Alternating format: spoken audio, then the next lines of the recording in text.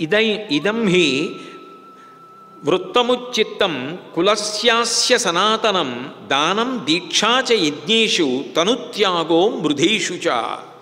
ఇక్ష్వాకు వంశంలో పుట్టినటువంటి రాజకుమారులకి మూడు విధింపబడ్డాయి. మొదటిది దానము చేయడం. దీనులైన వారు కనపడితే దానం చేయడంలో ఏ విధంగానూ కూడా చెయ్యి వెనక్కి తీయకూడదు. దీక్ష వహించి యజ్ఞములు చేసి లోకము యొక్క కళ్యాణాన్ని చూరగొనడం. 3 యుద్ధంలో దేహాన్ని విడిచిపెట్టగలగడం. దాని యందు ఏ విధమైనటువంటి స్వార్థం ఉండకూడదు. ఈ మూడిటి కోసం ఇక్ష్వాకు వంశంలో ఉన్న వాళ్ళందరూ పరిశ్రమించారు. నువ్వు కూడా ఈ మూడే చెయ్యి.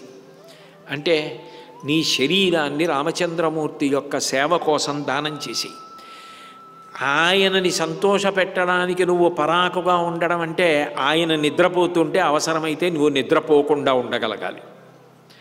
అట్లా నువ్వు ఉండడమే నువ్వు చేయగలిగిన యజ్ఞం. రామ రక్షణ కొరకు అవసరమైతే నీ శరీరాన్ని నువ్వు త్యాగం చేసేయగలగాలి. అట్లాంటి కొడుకువి నువ్వు కాగలిగితే ఇక్ష్వాకు వంశానికి తగిన కొడుకు నా నుండి పుట్టాడని నేను సంతోషిస్తాను. అట్లా బ్రతుకు వెళ్ళు అంది. చాలా సంతోషించి లక్ష్మణస్వామి అట్లాగేనని బయలుదేరుతున్నాడు.